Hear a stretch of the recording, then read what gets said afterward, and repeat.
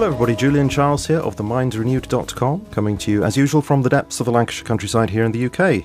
And today I'm very pleased to welcome back to the programme a guest who is always very much appreciated for his great insights into matters political and economic, Dr. Paul Craig Roberts. Dr. Roberts has held numerous senior academic positions in universities. He was an associate editor and columnist for the Wall Street Journal and was appointed by President Reagan as Assistant Secretary of the Treasury for Economic Policy during Reagan's first term in office. After that, Dr. Roberts served as a consultant to the US Departments of Defense and Commerce, and he is now chairman of the Institute for Political Economy, which you can find online at paulcraigroberts.org.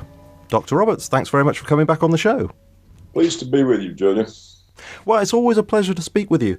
I mean, certainly your posts over there at paulcraigroberts.org are, they continue to be a source of good information and, well, to a certain extent, a relief to me, and I expect to many others. It's a kind of oasis of sanity and calm in a world that seems to be going mad in many ways. So it's always great to speak with a calm and sane person. So thanks very much for coming on.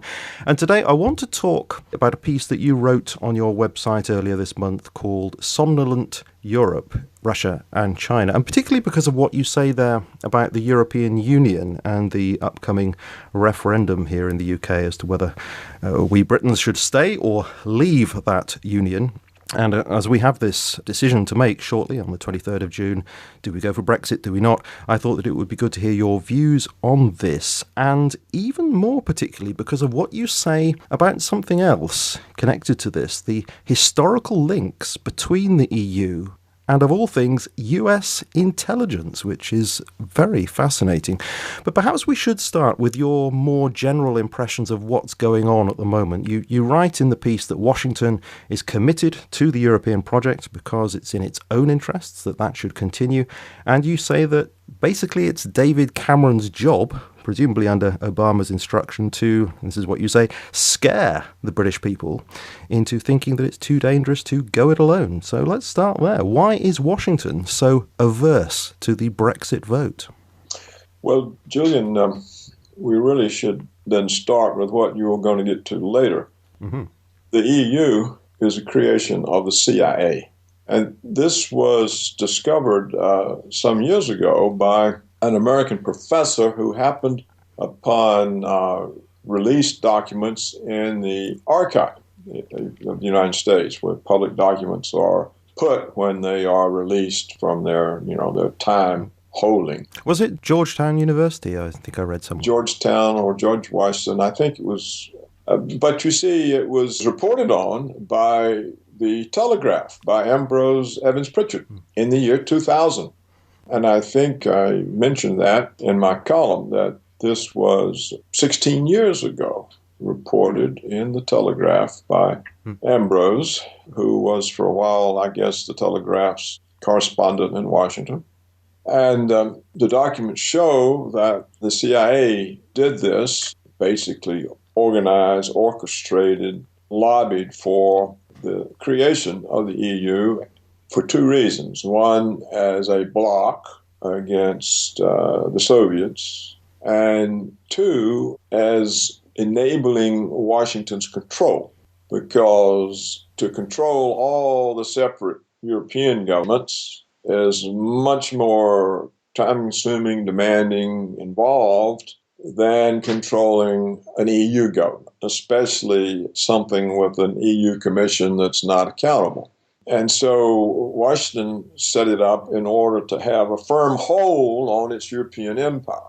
And this goes back to, according to Ambrose Evans Pritchard, this goes back to the 1950s and 60s, I understand.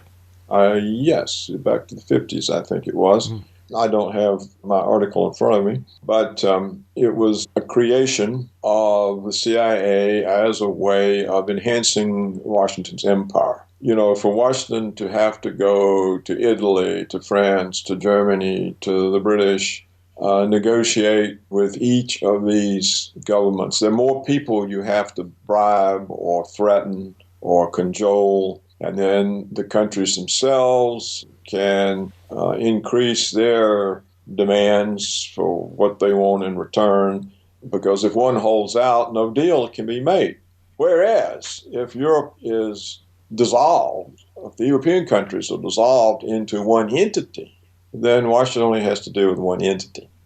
And so this was the origin of the EU for that purpose. It facilitates Washington's control, and that is why Washington has pushed so strongly to put all of Eastern Europe into both the EU and NATO, because otherwise, how many countries are there, European? I can't remember, the Eastern, the Western, the 28 or 29? I think it's 28, yeah. Yeah, and so instead of having to deal with 28 separate governments, Washington can achieve what it wants dealing with the EU. So this is the origin.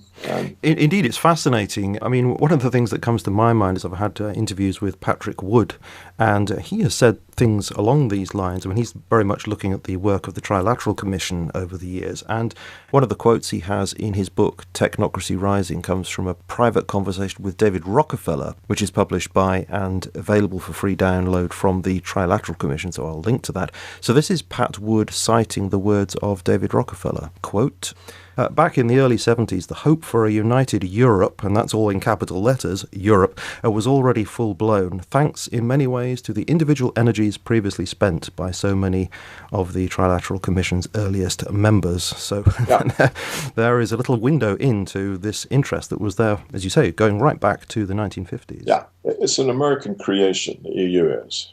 It was orchestrated through European individuals and under various pretexts. And it was done in stages, but it was essentially a CIA operation. And you have to understand, this is not what the professor is saying or Ambrose Evans Pritchett is saying. This is what the released CIA documents say. Right. Yeah.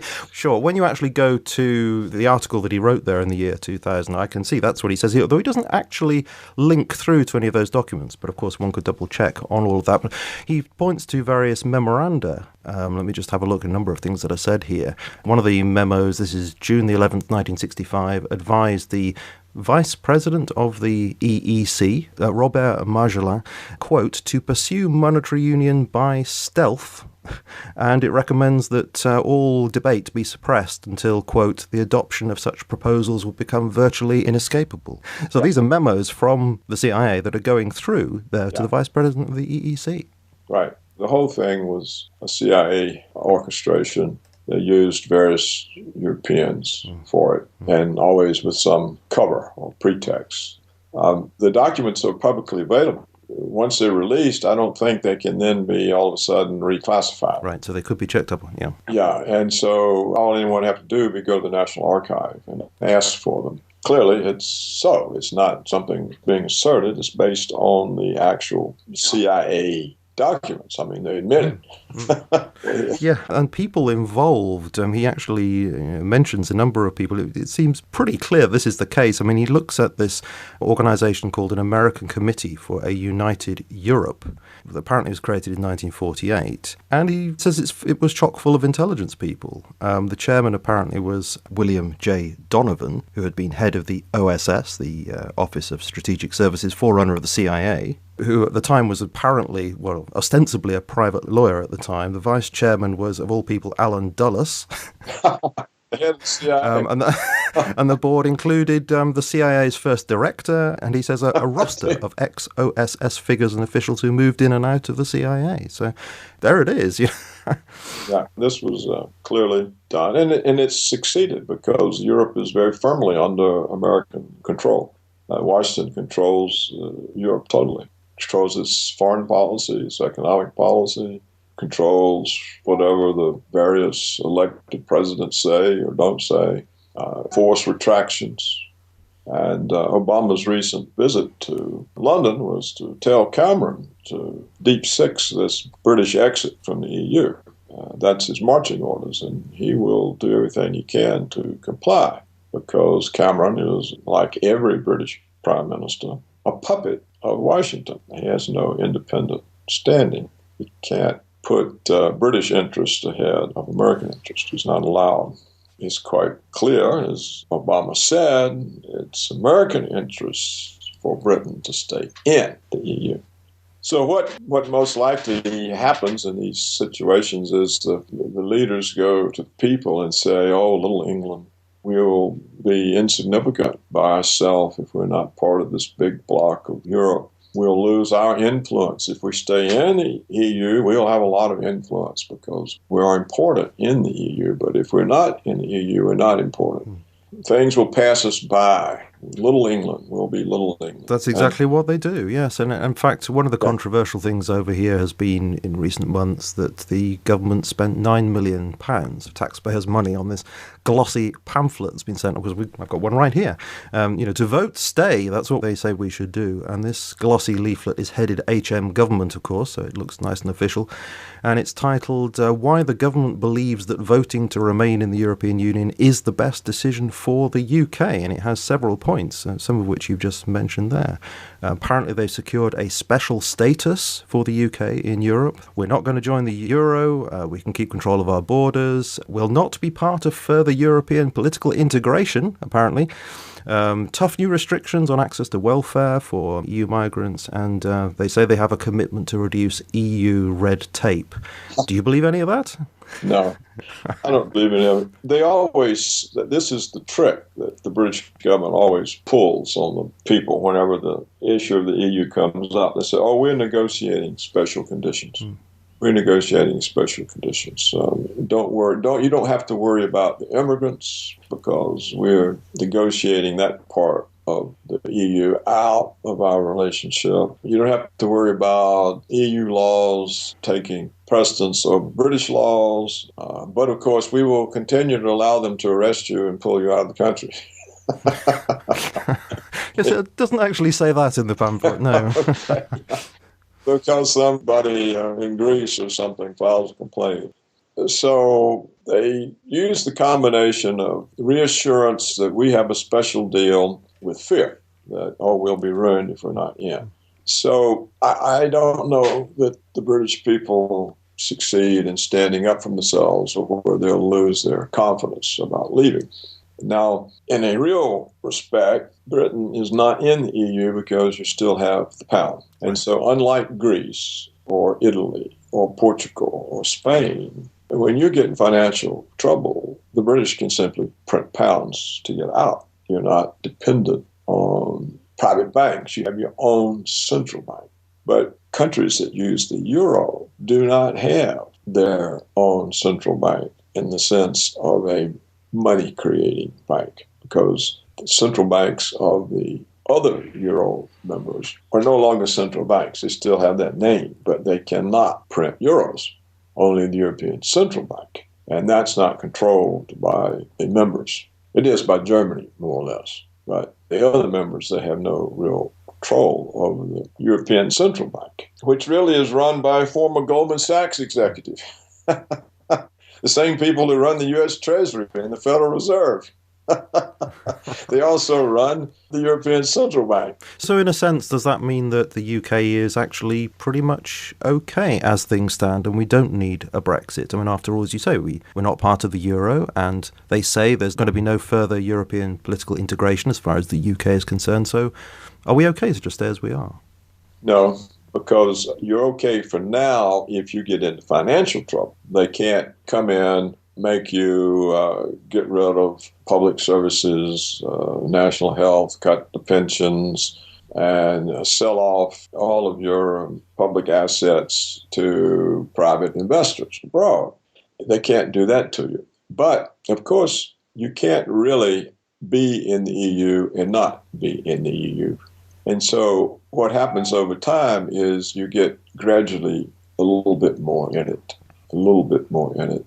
And already your legal system is compromised. British justice is different from European. Evidence is different. Rights of the accused are different. So already you are losing the kinds of historical achievements that the British people fought for centuries, beginning with Magna Carta, or even maybe earlier with Alfred the Great's codification of the common law. But the type of English approach to justice, which is unique and which the United States copied, this is not present on the continent. The people don't have the same rights, and therefore you're already losing aspects of these historic British accomplishments by being in the EU. And you think that process would continue, irrespective of what any government here says, that there would continue to be effectively, like that quote I had before there, a continued sort of suppression of debate such that it would just seem inevitable in the end? Right, that's exactly it. It's gradually happening. Britain is more in the EU now than it was, say, 5 years ago. And I suspect that Washington will urge the process along quicker. The EU, it doesn't really make any sense to be in the EU because it destroys sovereignty. It destroys the power of the national government. But they say it's good for trade. They say, they say 44% of UK trade is with the EU. This is this market of over 500 million customers. If we were to pull out, then we would lose that, or we'd lose access, the kind of access that we have at the moment. They lie. There's no reason to have political integration, to have open markets. For example, we have open markets with Canada and Mexico, but we're not in some kind of a political unity with them. Yeah. So I agree. That's just a lie.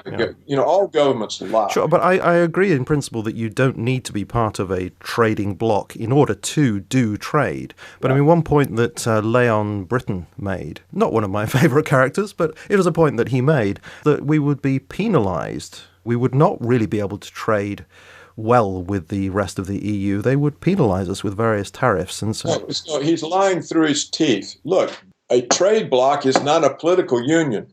You don't have to have a political union in order to have a free trade zone. And originally, part of the deceit that was practiced on the Europeans was this will be a free trade zone. Then the CIA sprang on them, it's going to be a political union. Well, that's another thing that Leon Britton said in one of the debates. He said that, in fact, it was known that it would be a political union and that Harold Macmillan had made that clear back in the 1960s. I might add that Nigel Farage said that was a lot of rubbish, but that's what Leon Britton said. Yeah, but you can go research it. It was not a political thing. It was part of the whole deception. First, it was a iron and coal, steel and coal union, where there's going to be some kind of tariff reduction. Then it's going to be free trade. And then it's going to be a common currency. There was no reason to have a common currency. But they pretended, you have all these different currencies, it's harder to make deals. And the values of the currencies with regard to one another change. Well, none of this bothers the rest of the world that trade. And then it's, if we're going to have a common currency, we have to have a political union. We can't have all these different policies and still have a common currency. So it was sprung on them in stages. This was part of the way it was orchestrated. And it had many spokesmen. I mean, the CIA pays very well. Many European politicians live very well on their CIA pensions. So it's a deceit. The EU is based in deceit. And it's what the people in Britain are being told now is more deceit. You see, essentially, when the British are absorbed in the EU, they're no longer British. They're no longer a people. So they are disappeared as a people. They become Europeans. But do we not become part of an EU democratic entity? It's not democratic, is it? I mean, you can elect people to the parliament, but the commission seems to have the power. And as well as I understand it, the commission's not exactly elected. It's not really accountable. No. And so it's a form of monarchy. It's like Europe is going back to rule by a ruler. So it's a reversal of history. Not only do the individual nationalities disappear, but the achievements of making government accountable to the people disappear along with them, because the EU system is not set up to be accountable to people. It doesn't really matter who gets elected to that EU parliament. It doesn't seem to have any power. Power is in commission, and it doesn't have to be accountable. So what the EU really does, it recreates rule by aristocrats who are not accountable. It is sometimes said, isn't it, that it's the EU Parliament that actually makes decisions and the Commission's role is just to suggest legislation. But that seems to me to be quite a power, actually. I mean, if you have the sole responsibility for bringing things to the table, then you have immense power.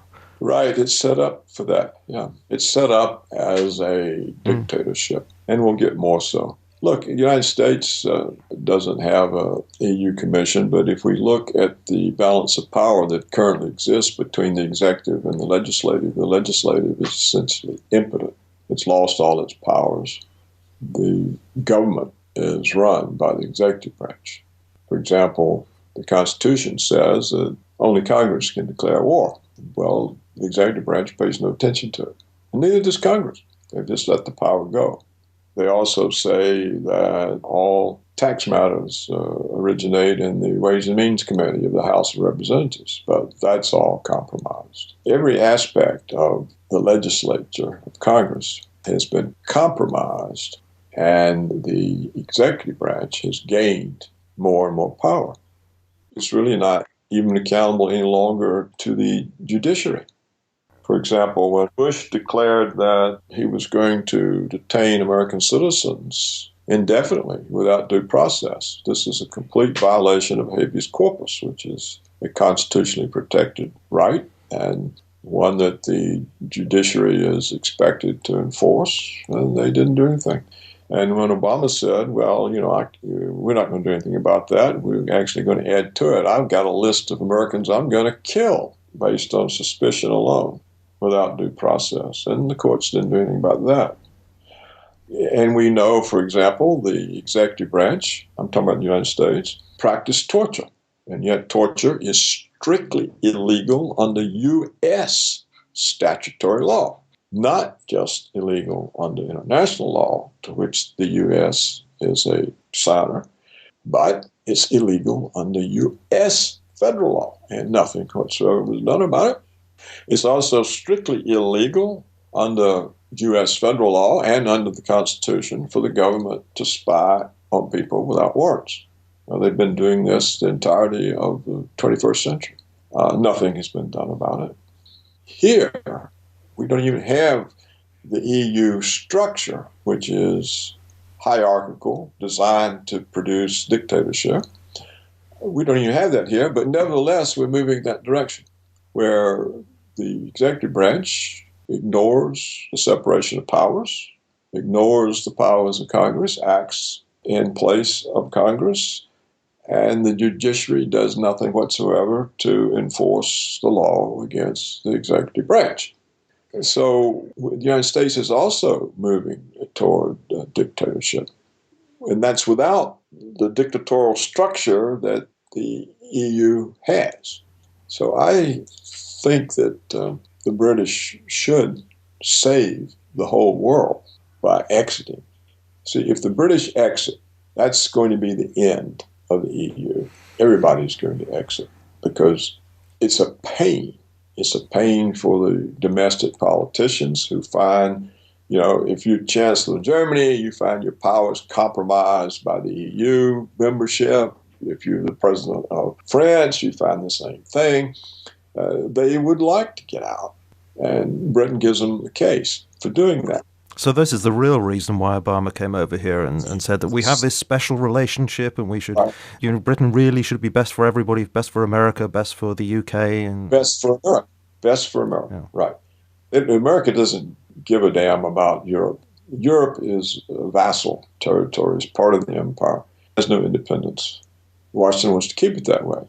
And of course, also, if people leave the EU, they're going to leave NATO.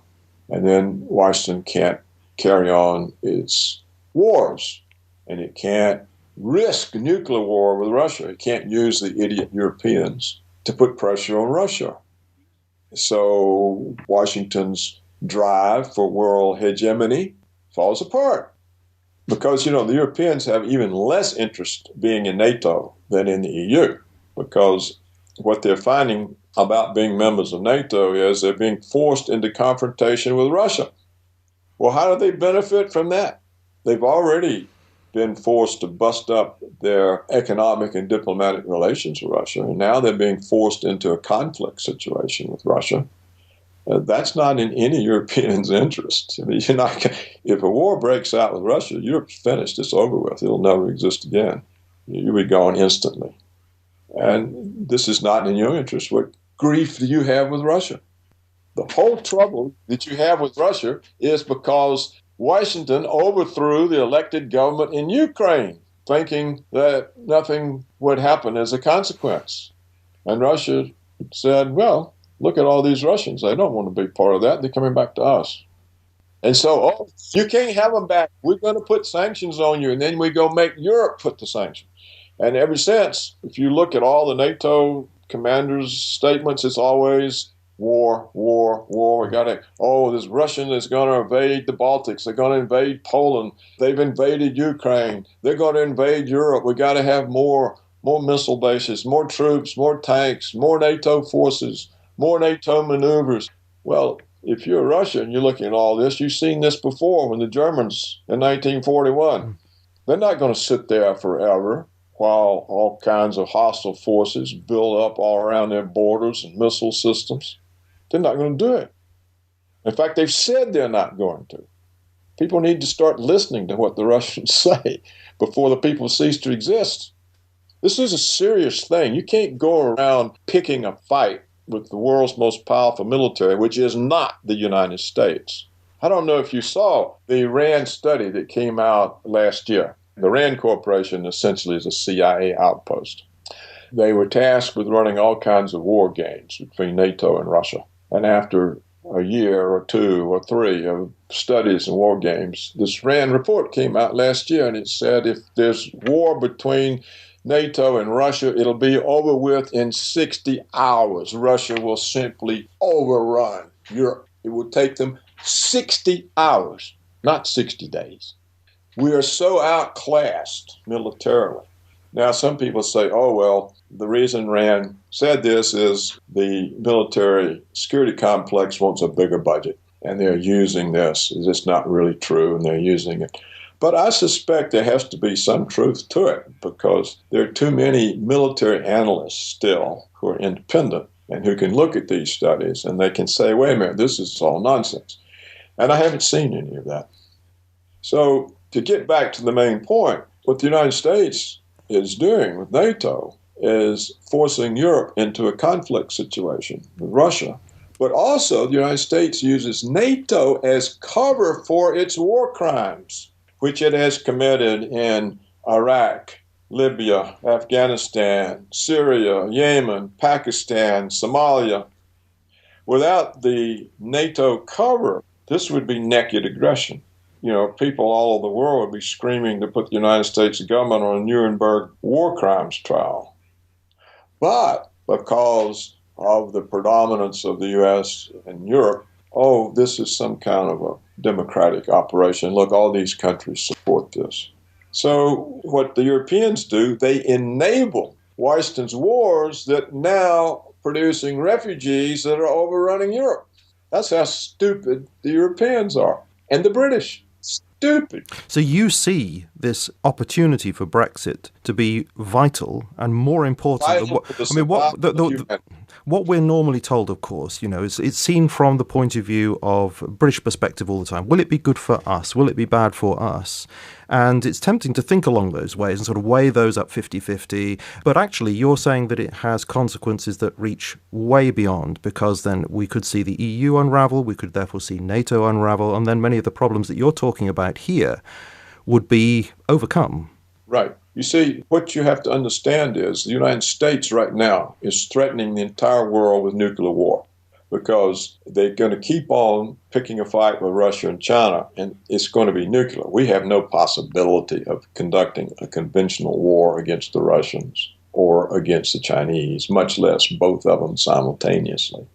And they now have a strategic alliance. So we are pushing the world toward a nuclear war, and it's the Europeans who enable this. If the Europeans were independent, had independent foreign policies, they would tell the Americans, no, we're not going to be part of this. We got good business relations with Russia. We're making money. We get along with them. They're not threatening us. We don't have any stake in Washington having hegemony over the world. Doesn't do us any good. If you had real leaders in Europe, this is what they'd be saying. But, of course, they're all bought and paid for. So you are saying that a Brexit vote is actually a vote against Washington's ridiculous attempt for its New World Order. That's exactly right. That's right. And if you don't get the Brexit vote, the chances of nuclear war are greatly increased. So if Britain stays in the EU, we've lost another chance to begin the unraveling that would stop Washington's aggression. But even if we do get that Brexit vote, that doesn't necessarily mean it's going to happen. We could have a repetition of what happened with Ireland with respect to the Maastricht Treaty, where people were given the second opportunity to vote the right way, in inverted commas. I mean, that sort of thing could play out again, couldn't it? Yeah. Or the government simply won't accept the vote. We already see this happening. I mean, it wasn't long ago that one of your top generals said that if the new Labour leader is elected prime minister, we're not going to allow him to take office. You plead national security, so yes. Respect for democracy in the West is gone. It's dead. There's no respect for democracy. Look at Greece. Look at Greece. There's no respect for any democracy. The government's doing the opposite of what people want. And allegedly, it's a left-wing socialist government. Look at France. They're doing the opposite of what the people want. The people are all in the streets. What's the government doing? Everything they don't want. Yeah, that is actually very interesting, because so often the view of the EU that we're given is that it's sort of gently, socially democratic. It's sort of left-leaning slightly. And yet, there's a documentary that I saw recently that a listener kindly drew my attention to. It's called The Brussels Business, Who Runs the European Union? And it gives evidence there that the EU is massively influenced by corporate lobbyists. The institutions are surrounded by thousands of lobbying organisations and thousands of corporate lobbyists based in Brussels. So, I mean, that certainly gives the lie to the idea that it is gently left-leaning, at least it seems to me. There's nothing left about it, nothing left-leaning about it. I mean, throughout the West, there's no left wing. It's all dead and gone. I mean, look at Tony Blair, this passed for a Labour government. I mean, really? I mean, it's more right-wing than Ronald Reagan. Look at the so-called Socialist Party in France, Hollande, Sarkozy. These people essentially are fascists. There's no respect anywhere in Europe for democracy. You don't see it. The whole ideology is to accept rule from above. So, in the United States, it's completely ruled by private oligarchic interests. Wall Street, we have the military security complex, we have the Israel lobby, agribusiness, Monsanto, we have the extractive industries, energy, mining, timber. These are the people who write all the laws, make all the regulations, staff up the Treasury, staff up the Federal Reserve, staff up the environmental protection agencies. They rule. And so why are you surprised in Europe? I mean, look at the... I have to say, I'm not surprised. Really surprised. But, I just didn't know about the thousands of lobby organisations that were there. And I'd certainly not heard of one organisation that's mentioned in that particular documentary called the European Round Table of Industrialists. And apparently that's made up of corporate CEOs. And it has privileged secret access to the very European Commission that we were talking about a little earlier. And it's just stacked with names that people will recognise. I mean, the membership includes, this is just a selection, BASF, Heineken, Nestle, Vodafone, Rolls-Royce, Saint-Gobain, Total, Bayer, Fiat, Philips, Ericsson, Siemens, Rio Tinto, BMW, Volvo, E.ON, Royal Dutch Shell, Nokia. I mean, I could go on. That was just a small selection of them. And they have this secret access to the European Commission, which is the one that's supposed to be putting forward legislation to be voted upon. So the companies put forward the legislation, just like in the United States. Yeah. The politicians are just a front. They don't actually do anything. They provide cover, and the private interests run it. Look, even Monsanto, I bet you Monsanto's a member of that. It's an American firm. Notice the treatment or the acceptance that Monsanto and GMOs and glyphosate get from the EU, but they don't get from member countries like France. So France is now in the position, I saw the other day, where the minister responsible in France says, well, if the EU is going to give another 7 years trial to glyphosate and GMOs, we're not. We're going to continue with our own prohibitions against it. So now you see a conflict between the EU law and France, who says we're not going to let our opposition to GMOs and glyphosate be overridden by the EU law. So these kinds of conflicts will get worse, but because the CIA is running the show, the individual governments are going to lose. So would you say then that ultimately the CIA and other such organisations are behind the push for things like TTIP? Because, I mean, if TTIP goes through, then what you've just been talking about, GMO and glyphosate, people are just not going to be able to know that these things are in their food supplies. They're not going to be able to label anything, that sort of thing. Well, if that partnership goes through, what it does is it means Monsanto can sue France for the loss of revenues it would have earned if France did not have laws against GMOs. And the suit takes place not in courts of France, but in a corporate tribunal in which only corporations make the decision. And so all of these laws can be overturned by the corporation. So can any sort of health or safety regulation, because this gets in the way of profits. In fact, I'm convinced they can even use it to get rid of taxation. What will happen in Britain, there will be these American medical care organizations, private, will come in and force the national health to get out of the way. Otherwise, they're interfering with their profits. Well, we have talked about this before. We talked about the trade in services proposals, and we talked about there are these various assurances that are given which don't seem to be worth the paper they're written on. No, the assurances are lies. They're lies. Everything the government says is a lie. Try to think of anything the government has said in your lifetime that is true or believable. Every time I'll have a go, but I don't think we've got time for me to sit and think. But presumably then, again, we would have to say that a vote for Brexit will be the end of something like TTIP as well. Yeah. Because if it ends the EU, then there's no bloc to negotiate with. That's right. That's right. See, the British people would be doing the whole world and themselves a massive favor. It would block the corporate takeover of Europe. It would block the American use of Europe to create hostility with Russia, and thereby it would greatly remove the threat of war. But what we see now in Russia and the United States is massive increase in nuclear forces. Everything that Reagan and Gorbachev accomplished has been overturned by Washington. Reagan and Gorbachev, Reagan's two big goals, they went together, and they were key toward ending the Cold War and ending the risk of nuclear Armageddon. He wanted nuclear weapons gone. And so what was achieved with Reagan and Gorbachev and ending the Cold War, we now have a far worse situation. It's worse in every respect. The war doctrines of the countries have changed. It used to be a nuclear force was a retaliatory force only. You only used it if somehow you were attacked with nuclear weapons. Well, now both us and the Russians have nuclear first strike doctrines.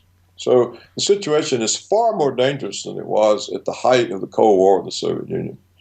And not only that, during the Cold War, American presidents and administrations made every kind of effort to be on good terms. They weren't demonizing the Soviet Union all day long. They didn't stand up and say Khrushchev was the new Hitler, like a likely future president has declared about Putin. They weren't making all kinds of false claims about Soviet invasions. They weren't telling lies every time they opened their mouth. They made every kind of effort to keep things stable. And Reagan said, we're tired of just trying to keep them stable. We've got to end this. There's too much risk. Something can go wrong. It's stupid that we're taking this risk, and we have to end this. Well, now all these risks are back, and they're multiplied. And if the British lose their nerve and vote to stay in, then that's just going to encourage Washington more. They're going to say, see, we've got them. We've got the whole world. We're going to go ahead and push harder. But the problem is, you see, none of what you've been talking about is made clear to the British people. It's all presented in terms of, is it good for the pound? Is it good for jobs? Can we trade with the rest of the world effectively? Will we be shut out of EU markets, etc.? And none of what you've just painted there is clarified to us at all. I know. I know. That's why I'm saying it. Yeah. But because we are sheltered from much of the reality of this situation, then the propaganda that we're bombarded with is having an effect. When I look at the Financial Times poll of polls, which takes averages of many of the polls out there, I mean, if we were to trust that at all, it shows that back in 2013, there were many more people thinking of voting to leave. But since then, in 2015, there were more stay votes, and now there's a kind of an uncertainty oscillating back and forth. But it's worryingly close, and I'm very suspicious that, in fact, people will lose their nerve at the last minute, because I'm sure they we're will. constantly being told we mustn't vote for uncertainty. It's an uncertain future if we pull out of EU. And people like that feeling of, of things being certain, and we like the familiar, and I think that's being played on in a big way. Sure, you're absolutely correct. And so the consequence is that England will disappear, the British will disappear, their justice system will disappear, and the conflicts with Russia will intensify, and it'll end in war, and Europe simply will no longer exist in any form. And in fact, neither will the United States. And that's where we're headed. All the lies and propaganda that's being used against the judgment of the people to warp their judgment, to make them distrusted, to make them say, oh, well, it's all I hear is we'll lose. Well, why they believe anything the press says is a mystery to me. I mean, I can't understand why any sentient human anywhere in the Western world would believe anything that the press says, because it's nothing but propaganda and lies. Look, we had a couple of years ago, the German editor of the big German newspaper, he said, look, I'm a CIA agent. They hand me the stories that we print. This is true, he said, for every major news source throughout Europe. He didn't make this up. He published it in a book. Ulfkotter or something like that. He says, remember? sue me. Mm-hmm. He says, sue me. Go ahead, sue me. No one sues him. It's true in England. You don't have any independent press. You see, I think the problem is that still too few people realize that this is the case. People generally still do trust institutions that are familiar sounding to them. And so we're getting this argument that the economic case has made that we should stay in the EU, and the IMF thinks so, the Bank of England thinks so. And so people listen to those names and think, oh, well, the people who really know what the score is, therefore, well, what do we know about it? We must just trust these very famous names that are telling us that we should not pull out of the EU. And yet somebody like the Tory MP, very bright chap, Daniel Hannan, says that, well, if we look at Europe, in fact, we've shackled ourselves to a corpse, he says. And we should have arrangements much more like Norway and Switzerland, which have these nice association agreements. They're allowed to trade with who they like. They have the benefit of EU trade, but they have this freedom. Yeah. Why are we shackled in this old-fashioned way that's based upon the sort of 1970s mentality when, the UK was the sick man of Europe and looking across to what it thought was a better future for itself, being linked to the continent? This is an old way of thinking, and he says, in this day we've got the internet, international flight is so much more available, we can trade with who we like across the world. And yet, we have these august institutions telling us this is the way it is. And because people are so familiar with those institutions and haven't learnt to distrust those institutions, they're listening to what they're saying. And my fear is that they won't think for themselves on this. Well, you're right, they won't. Propaganda generally prevails because of repetition. But in actual fact, the British people don't know what the Bank of England thinks. Because if the Bank of England thinks that it's a bad idea to be in the EU, they're not going to say it. They wouldn't be permitted to say it. Right. And you're going to stay in the EU because that's where Washington wants you. It doesn't matter how you vote. You can vote 100% to exit. You won't be allowed to. You really think that's the case? Washington will say no. So we've got this 13% or something of the electorate that are wondering, shall I not? They're undecided. So if they decide for Brexit, you're saying it doesn't make any difference anyway. Just making Washington won't permit it. Or what will happen if you leave, then all of a sudden there's a massive attack on the pound. Goldman Sachs will order the European Central Bank with the Japanese Central Bank. They're our puppets. They do what we tell them. The Federal Reserve will gang up, will drive the pound down to nothing. And then we'll say, see, this was caused by you leaving the EU. We didn't have anything to do with it. None of these central banks had anything to do with it. No, this There's no confidence in Britain. See, you've left the EU, there's no confidence, and then the government would say, well, we got to go back in. So this is a kind of economic false flag attack, you're saying? Yeah, oh yeah. It'll be a massive attack. They won't admit they're doing it, and they'll say, okay, we told you not to exit. Everybody's lost confidence in the pound, and everybody will be screaming, oh, we're ruined, and all the papers will say, see, you stupid people, you didn't listen to us, and look what's happened. And government has to take us back instantly. We'll all starve to death. Okay, well, if that's the case, I mean, that then is a very negative scenario that you're painting. Surely you're not therefore saying, well, don't bother to vote, because surely there must be some point in actually voting for Brexit. It must flag up the issues, surely. It must register with everybody that there is this dissatisfaction with the EU, and that in itself must be a good thing, don't you think? Well, I think that what it would do, it might encourage some other members who don't have their own currency. Greece or Italy or Spain or Portugal, they don't face an attack on their currency to bring them in line like Britain does because they don't have a currency. They only have the euro. And clearly the central banks aren't going to destroy the euro because that doesn't do them any good in bringing Greece or Spain or whoever back into the EU. Right, okay, so it would embolden other people. Yeah. So if the Greeks, for example, who are being driven into the ground, if they say, look, the British voted to get out and they had to get back in because they have their own currency and it fell under attack. We don't have a currency. Well, why don't we vote to get out? Yeah. If the British could vote to get out, we could do that too. So it would be good in that sense. It would start the prospects of people actually voting to leave would take hold. There's a lot of reasons for people to vote to leave, especially for the Greeks, for the Portuguese, for the Italians, for the Spanish, possibly even the French. In that case, if it were to unravel from the, as it were, the poorer end of Europe, would you see it less as a collapse of the EU, as a sort of a redefinition of the EU, so that it would just be perhaps the richer group separating off and letting the others go? Well, that would mean that instead of looting Greece, the Germans would have to loot France. See, Greece is being looted. The debt issue is used to loot Greece. They're forced to turn over all of their public assets to private foreign investors. This is the reason the German and Dutch banks don't want any debt relief, because they're using the debt to loot Greece, like they did to Ireland, to Latvia, to Portugal, and the way the United States has done to almost all of Latin America. You use debt to loot the countries, and that's what's happening to Greece. They're being looted. I mean, it's really severe. And so they've got no reason to be in there, and they're just intimidated. But if the British people voted to leave, they would say, hell, we could do that too. And we don't have a currency to fall under attack.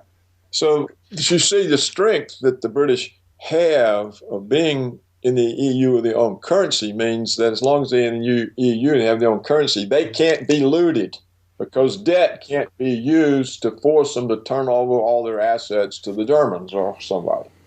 But it makes them impossible to leave because their currency is then exposed to attack and can be destroyed. And so the strength becomes a weakness. Whereas for the lesser countries with no currency, it's a strength. It's easier for them to get out. Can I ask you, going back to Daniel Hannan's comment that the EU is stagnating, do you think in some way it could always have been the intention of Washington that Europe be ineffective in economic terms? Because I just wonder that if there was the freedom of individual European nations to form trade associations with whoever they wanted to in the world, then arguably Europe might be economically stronger and so perhaps present greater competition for Washington. I don't know. I don't know about that. That's a speculative thing. I have no way of knowing. No. All I do know is that Washington wanted the EU for control reasons. I don't know whether they thought about all these economic aspects. Right. But as long as they were fearing a Soviet threat, they would more the EU to be economically strong because they were very much worried about the communist parties in Italy and France. Yeah. And this is why Washington created Operation Gladio, where the CIA and various European intelligence agencies would go around bombing train stations in Europe, particularly in Italy, and kill a lot of people. And then they blame these mythical creations, Red Brigades, the Baader-Meinhof. These were all CIA fronts, so they would have somebody to blame for the bombs the CIA was setting off. We've actually talked to Daniela Ganza about that, a very interesting and disturbing subject. And at the same time, the CIA was also funding mild leftists in Europe so as to counter the effect of the Soviets on European soil. Right. So it's a very weird situation indeed. Right. So they would have wanted a strong Europe, at least at that time. Right now, it's part of, you see, when the Soviet Union collapsed, that's when the neoconservative goal of American world hegemony really came to the fore. Not just having a European and Asian empire, but look, the only thing in our way, the Soviet Union is gone. So we can now have the whole world as our empire.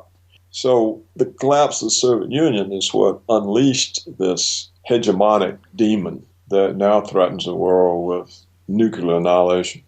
So if the EU were to break up, NATO were to break up, it would take that threat to human life away. But as long as the EU is there, NATO is there, the threat is going to worsen. If you look at the attacks on Russia, they are reckless. They are really reckless, irresponsible. And everybody repeats them. We're constantly being told about Russian aggression. Yeah. Yes, all the time. If Russia was aggressing somebody, we would know it. Those people wouldn't be there anymore.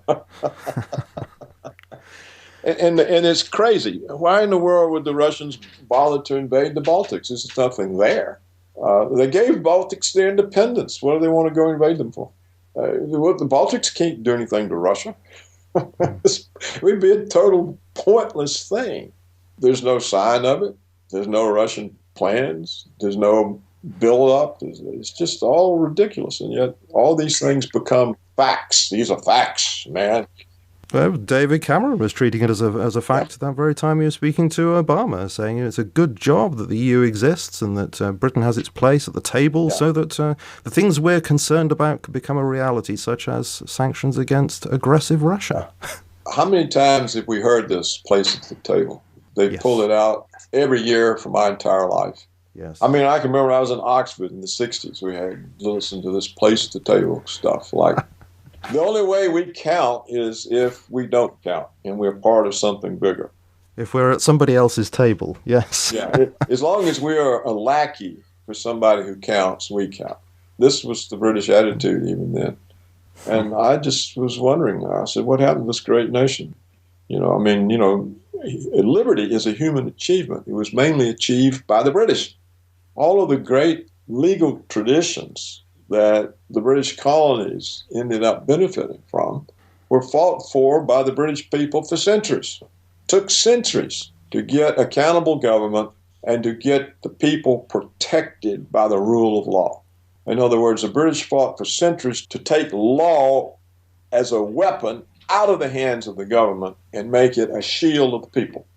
The most important part of British history is the creation of liberty by transforming law from a weapon in the hands of government into a shield that protects the people. It's a British achievement. The colonies benefited from it. Now it's all being thrown away. But the British people do have an opportunity now to do the right thing. To quote David Cameron, who's always talking about doing the right thing. Well, in this case, perhaps it is the right thing to vote to get out of the EU. And even if that doesn't mean that in the end that Britain does leave for reasons of pressure from Washington, nevertheless, it could embolden other countries to take their own decision. Yeah. And that could lead to the unravelling. So if that is the case, then we do actually have a very serious opportunity to change something here. It's not just a case of voting for Britain. It's voting for a much wider view. For humanity. It's a vote for humanity. For life on Earth. It could well be. What's at stake is life on Earth. And the fact that the British do this, it changes everybody's mentality. Whether the British could make it stand or not, it still changes everybody's mentality. They say, look, the British didn't believe all that rot. Why do we believe it? And so the whole propaganda power of government collapses. See, that's the most important thing about a no vote. It shows that people weren't fooled this time by the government's lies. They saw through the propaganda. That's the important thing. It's so important because then everybody else in Europe, in the United States, Canada, Australia, they all say, hey, why do we believe it? And all of a sudden, the propaganda basis of all Western governments is gone. That's the only way that people would ever get control back over their lives and over the government. Right now, they got zilch control, especially in the United States. Well, thank you ever so much, Dr. Roberts, for sharing your views with us on this. You heard it here, folks, listening to this particular interview. We, here in the UK, we do have an opportunity just about a month from now to make a real difference. It isn't just about us, it's about the whole world, and it could be a really significant vote. So you've heard there what Dr. Roberts thinks, and it's always brilliant to hear what he has to say. And so I thank you ever so much, Dr. Roberts, for coming on and sharing with us your views. It's wonderful to speak to you. Well, Julian, I very much appreciate the opportunity and your program and to be on your program. And I always welcome the opportunity. Thank you ever so much for joining us again. I look forward to speaking to you again on another subject. Yes, it's a mutual on my part. Okay. Okay, thank you ever so much. You're certainly welcome. Bye-bye then. Goodbye.